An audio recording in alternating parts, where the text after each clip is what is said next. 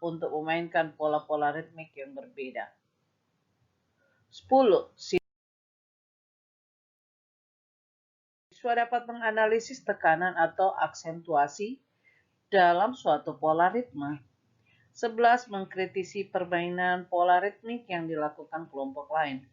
12. Menganalisis bunyi dari permainan pola ritmik untuk disesuaikan dengan pola ragam gerak dan properti. 13. Menganalisa simbol gerakan dan properti dalam permainan musik yang berhubungan dengan nilai-nilai estetik masyarakatnya. 14. Mengontraskan gerakan berdasarkan tempo irama musik. 15. Mencoba melakukan kolaborasi 3 cabang seni dalam permainan musik.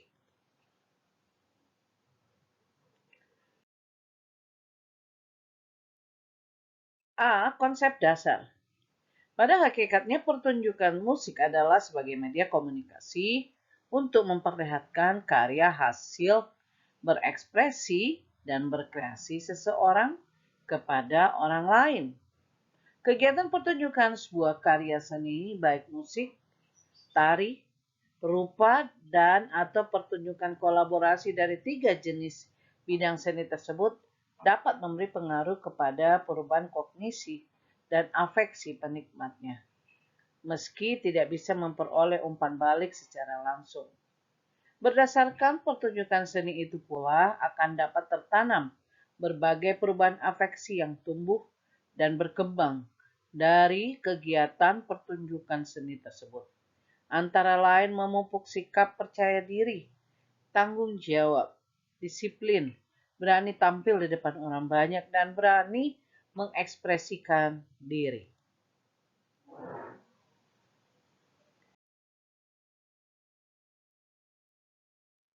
Dalam pertunjukan seni dan kolaborasi seni musik, tari, dan rupa, kegiatan mereproduksi atau memperagakan dan mempertunjukkan karya yang telah ada merupakan bentuk kreasi.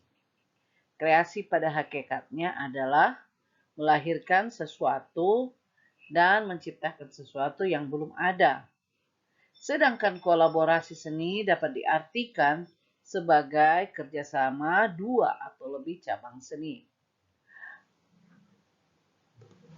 Perhatikan gambar 1, 2, dan gambar 3 yang ada di sebelah kiri ini.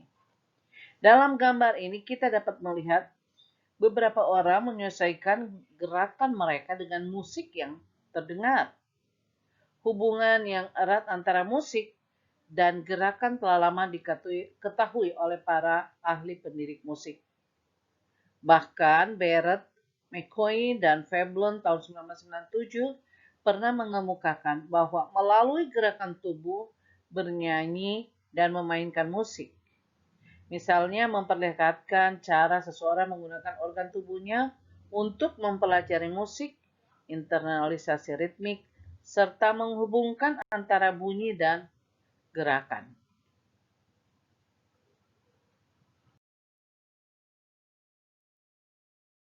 Nah, hal apa saja yang kalian lihat dan pelajari pada gambar yang ada di sini? Apabila melihat secara langsung, kamu akan mengetahui bahwa ketiga orang dalam gambar itu sedang menggerakkan badan sambil berjalan mengikuti irama permainan musik. Bila diamati di antara jari-jari mereka, terdapat benda yang terbuat dari tempurung kelapa yang menghasilkan bunyi tertentu ketika mereka berjalan.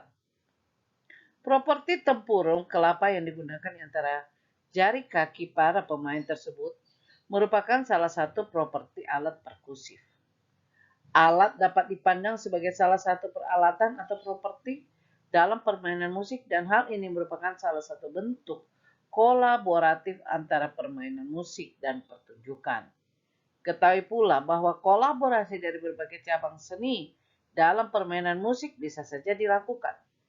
Namun perlu diketahui bahwa apapun gerakan atau peralatan properti yang digunakan dalam permainan musik harus disesuaikan dengan tema, karya, musiknya.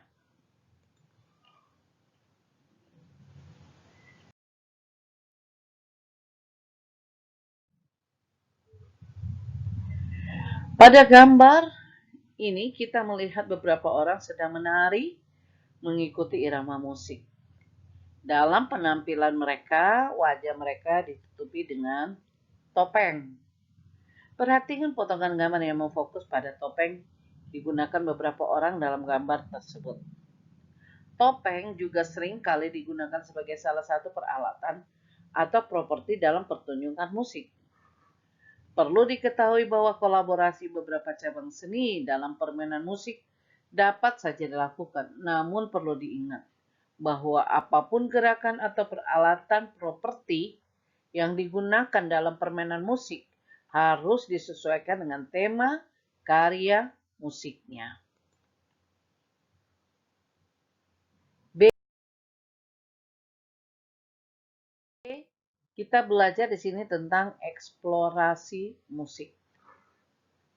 Seringkali kita melihat ada sekelompok orang memainkan alat musik dengan menggunakan instrumen yang sudah kita kenal dengan baik seperti gitar, drum, atau keyboard. Namun, pernahkah kalian melihat sekelompok orang memainkan alat musik dengan menggunakan alat-alat perkusif yang sederhana, seperti menggunakan potongan bambu, botol bekas, bel, atau gelas berisi air dengan sendok sebagai pemukulnya? Muncul satu pertanyaan bahwa apakah sekelompok orang yang menggunakan beberapa alat perkusif sederhana tersebut dapat dikatakan memainkan musik?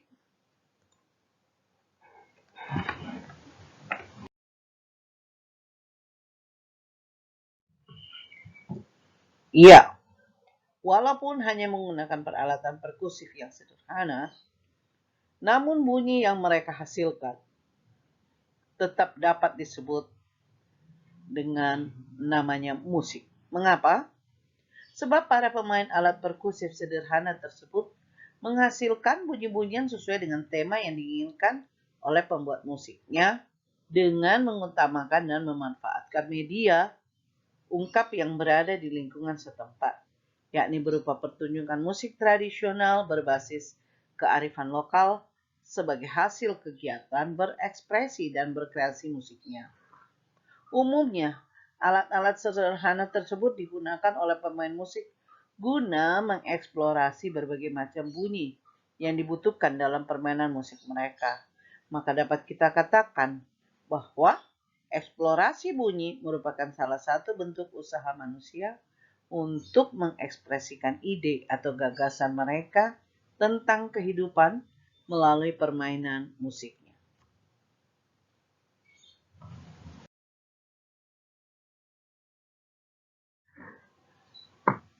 Di sini kalian memiliki tugas. Sekarang sebutkan 3 buah alat perkusif yang ada di lingkungan sekitar kamu yang dapat digunakan dalam permainan musik. Cantumkan nama ketiga alat perkusif tersebut dan gambar alat perkusif di kolom gambar.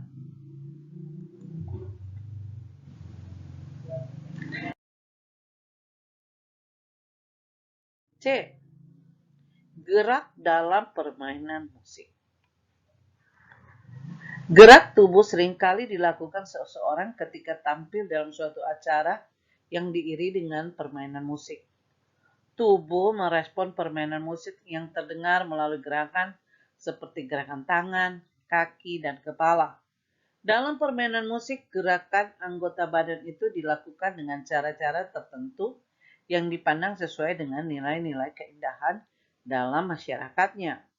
Hal ini dapat dipahami karena gerakan tubuh seseorang dipandang sebagai salah satu pola perilaku yang dipelajari orang tersebut dalam lingkungan masyarakatnya, termasuk keluarga. Gerak tubuh pada permainan musik tidak hanya memperlihatkan nilai estetik suatu masyarakat, namun juga memperlihatkan hubungan antara kesesuaian pola gerak dan musik yang dimainkan, terutama pada tempo dan irama musiknya.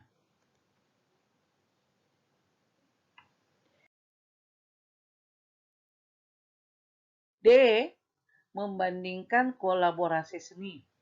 Dalam bagian ini kita telah mencoba melakukan kolaborasi pertunjukan musik dengan pola ragam gerak tangan, kaki, badan, dan kepala. Namun kolaborasi musik dapat dilakukan dengan cabang seni lainnya, misalnya seni rupa.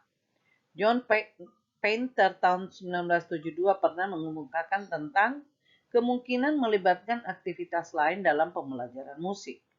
Hal ini menyebabkan pembelajaran musik dapat dilakukan melalui aktivitas yang beragam yang dilakukan dengan potensi dan pengetahuan yang kamu miliki. Berdasarkan pemikiran Painter itu, coba kita kolaborasikan gerak tubuh, properti, dan ekspresi dalam pertunjukan musik. Karya seni rupa apa saja yang dapat kita gunakan dalam kolaborasi itu? Perhatikan gambar berikut.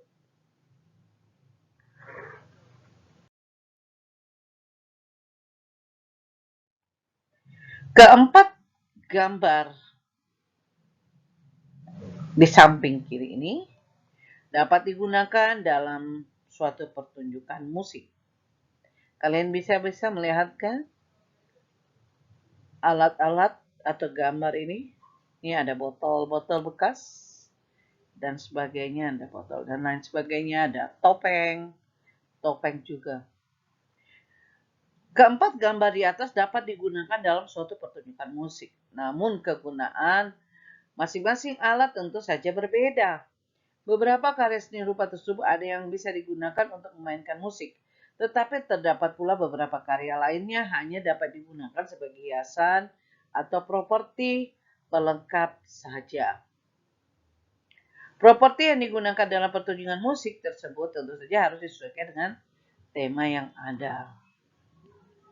Seperti halnya dengan gerakan tubuh, properti yang digunakan para pemain yang terlibat dalam suatu pertunjukan atau permainan musik dapat dipandang sebagai suatu simbol yang memperlihatkan nilai estetik dalam suatu masyarakat.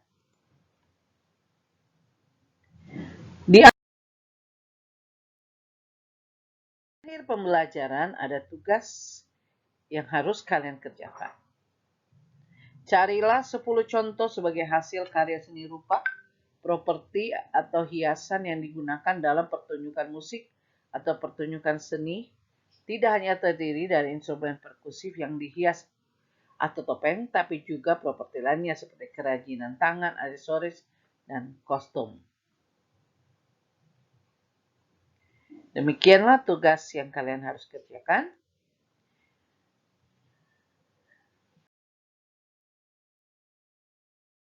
Terima kasih sudah mengikuti video pembelajaran ini. Biarlah pembelajaran ini dapat memberikan wawasan buat kalian semua. Terima kasih, jangan lupa like, komen, dan subscribe. Sampai jumpa.